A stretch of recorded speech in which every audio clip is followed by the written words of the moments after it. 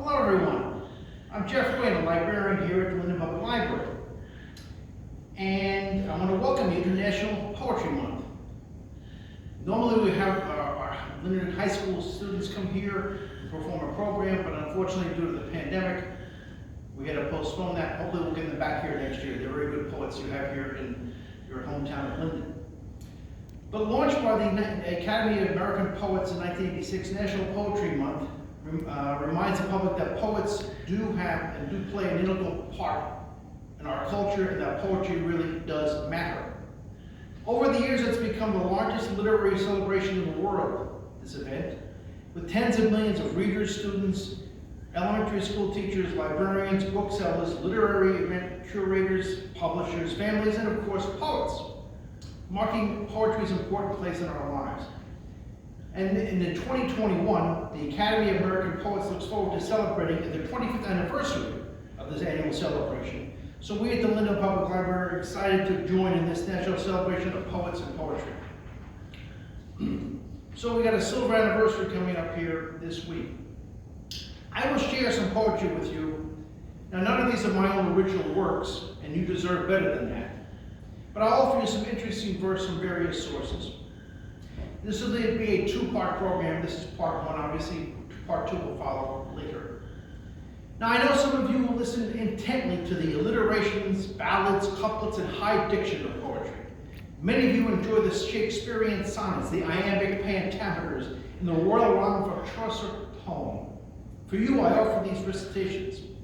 As I share them with you, some sonnets, some limericks, and other rhyming patterns in this program, which is divided, as I said, into two parts.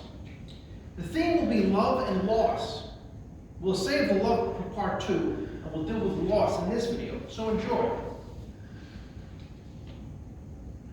Love and loss are the two big areas of life which poets often seek as inspiration. These concepts are universal across all of humanity. Writing verse about them is common throughout races, creeds, colors, nationalities, and cultures. These can often be very inspirational, illuminating, personal, and often cathartic. But in these forthcoming poems I offer you today, there is a great sense of humor about these losses. Or actually, it's the absence of loss in that area. Let me explain. During the past 13 months of lockdown, shutdown, quarantine, and general pandemic, so many of us dealt with the COVID-19. No, it's not the virus, which we're all too familiar. Rather, it's a total number of pounds gained around many of our waistlines over the past year, much like the freshman 15 that new students add in their first year in college. The following are some poems I found to start this program from Judy Dykstra Brown's Life Lessons blog. This blog covers many life topics which are written in incredibly creative, funny, and intellectually stimulating way. You can find these and other poems in a variety of topics at judydykstrabrown.com. But these are poems about dieting, or rather the lack of successful dieting, loss, over the yearning of the fattening foods we miss. That's your love. The first poem I offer you is entitled Midnight Bully. A constant aberration, it emerges in the night to assert its domination, for it will have its bite.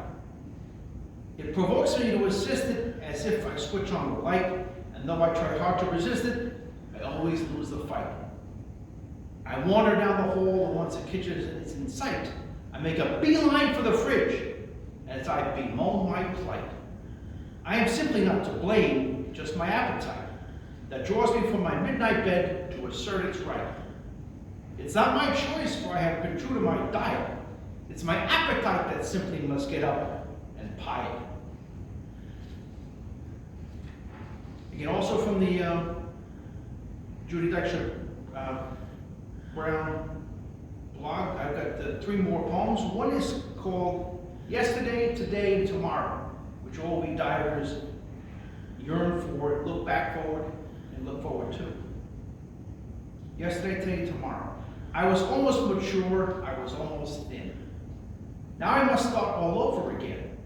Please have compassion. Eat your own surprise. Don't bring me donuts or candy or pies. I'm redoing my fridge and throwing out the naughties, homemade by my friends as well as my boardings. Ice cream and truffles go straight in the bin, for I must amend the shape I am in. I'll begin my diet as soon as I'm able, pushing myself away from the table. As soon as the banana bread I baked last night has been depleted to nary a bite. Then I'll eat salads and green beans and stuff. Doing without sugar will not be so tough tomorrow. I'll begin tomorrow, I vow. Tomorrow works out much better than now. We all have that feeling one way or another often. Another one she wrote on this blog is called Flim Flam. It was a wretched theory that postulated that we'd all collaborate, we'd all lose our fat. They weren't very subtle. They gave us tubes of stuff to squeeze over the food we ate, but never quite enough. We had to buy the second batch, and the prices kept rising, whereas we never lost a pound, a result not surprising. Later they skipped out of town, and act our friends found funny. They told us from the first thing we'd only lose would be our money. If you're like me, you've got a weakness for this next poem. I've had it since, before I was born probably, called Chocolate. You're being good and I am not. I broke my diet and got caught. I'd have resisted if I could, but chocolate cake just looks so good. I bought a piece, not a whole cake. I thought a meal of it I'd make. But now you feel you must rebut my obvious need for chocolate. Will you soon go? It's getting late. There's this chocolate on my plate. Though I know it's impolite, the chances I'll share it are very slight. Of your smug lecture, I've had enough. Now it's my turn to be tough. If you must fall from thy high throne and dine on cake, go buy your own. Okay, so that's all from the Judy Dykstra Brown blog. Found a few others here, but sometimes the short and simple can get straight to the point regarding dieting and food consumption. Here's an example. Shel Silverstein wrote a short little poem titled, I'm Sorry I Spilled It. The ham's on your pillow, the eggs on your sheet, the bran muffins rolling down under your feet. There's milk in the mattress and juice on the spread.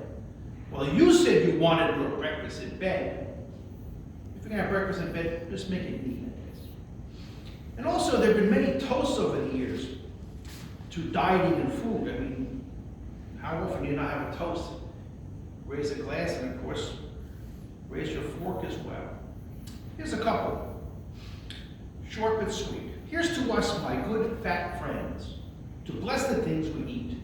For it has been full many a year since last we've seen our feet. There's no only but a goodie. Over the lips and under the gums, watch out stomach, here it comes. Another one we see here is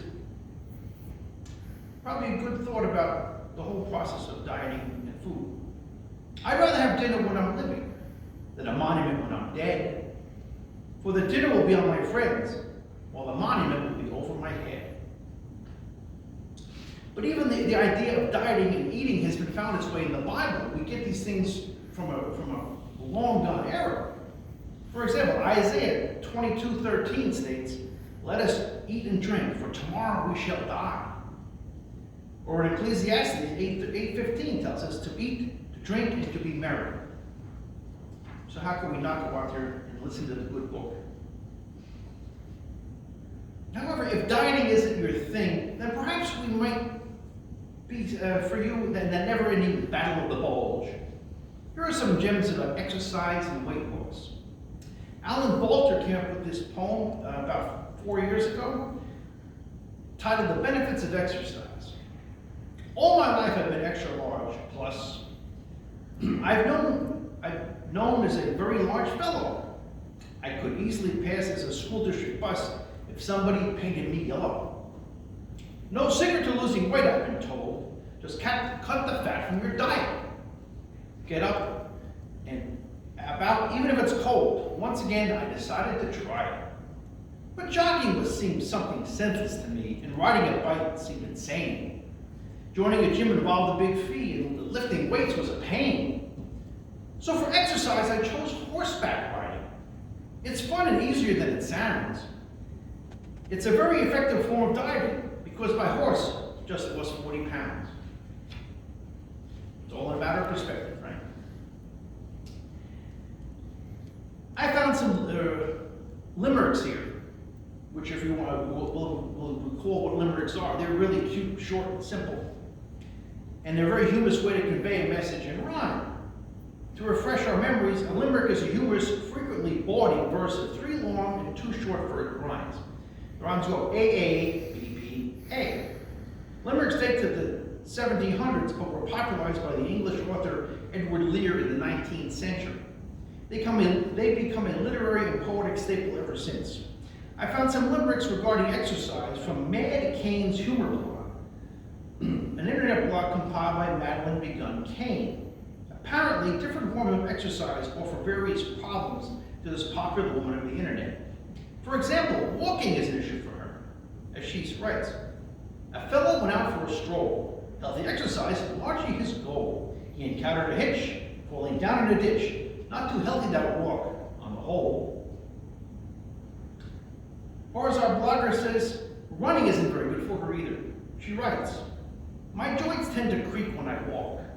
My knees lock up, then I squawk. I keep shunning my running, but watching is stunning. I hope you don't mind if I gawk. For many of us, dancing is a popular form of recreation for all ages and abilities.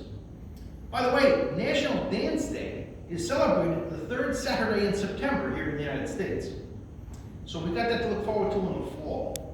But be careful if you plan to trip the light fantastic on your own. As Madeline suggests in this limerick, it's dance day, so dance if you can. Do the can-can, whirl with a fan. Give your muscles some work, though it's best to not twerk without checking your medical plan. Bicycles. Who doesn't love bicycling? They've been a popular form of transportation and recreation since they were introduced in the streets of Paris about 2 centuries ago. Over the years, many modifications have been made to the basic 2-wheel self-propelled vehicle, and they are as popular as ever. What child amongst us didn't relish the first bike we ever received as a birthday or a holiday present? I myself had a blue Schwinn, and I used it to put on my newspapers, on my paper route. Yes, those existed back in the day. Today, there are over 2 billion bicycles in use on roads in large cities, small villages, and countrysides all across the globe. Bicycle racing is a very popular Olympic sport, which of course comes up this summer in Tokyo. Over the years, bicycles have alleviated poverty, emancipated women, and created a huge impact on local economies, all while being friendly to the environment. In the United States, May, believe it or not, is National Bike Month. And the 3rd week of May is National Take Your Bike to Work Day. But be careful as a wife suggests her husband to ride his bike to work. This could be a problem. Spousal nagging pushed her hubby to strike some balance by riding a bike. But when his ego and ass took a beating, alas, he told biking and his wife, take a hike. I did some research on this, but there's truth to this. There is a new trend towards snake massages on human beings, not regular massages like you'd say instead of having a masseuse or masseur, but instead you get a reticulated snake to squeeze and relax you as a massage technique. It's a real thing. I had to check this out. The librarian I am. Of course, it's done by pythons, which are some of the deadliest constricting snakes in the world. I wouldn't necessarily recommend it, but this novel regimen is probably not also for the faint of heart. Include Madeline Kane in that group. As she writes, a python massage, thanks but no. It's relaxing, you claim, I say, whoa. If torture I'm after, now please, hold your laughter, then off to the gym I shall go. And speaking of gyms and health clubs, they are a multi-billion-dollar industry in this country, with over 60 million memberships among our fellow citizens, including myself, and how often do I go? Well, that's another story. Getting started can be, at the very least, problematic, or nearly impossible at the worst. Poet Louis Raines wrote this one called Losing Weight at the Gym. Yesterday at the gym, I was off to get fit. I was going to shed all this weight. To run and do arms, enjoy every bit, but I wouldn't have any complaint. So I began in the middle, worked up a sweat. But I quickly lost all of my breath. I thought it's only a walk just like outside, but maybe I'm out of my depth. Well, I left this machine and went to the weights, a small load I needed to lift. I sat at the curl bench, towel at my side, and started lifting without any assist. I stayed for an hour and felt really good. And last night it felt good in my head. But today, when I woke up, I couldn't move a thing. For today, I'm staying in bed. Well, that was a humorous look at some of the ways and means we can try to lose weight and exercise and diet, etc., and so forth. To each his own, as they say. But this concludes the first part of our two-part program to celebrate National Poetry Month. I thank you for watching and hope you watch and watch for our second program soon after this. Thank you very much. Have a good night.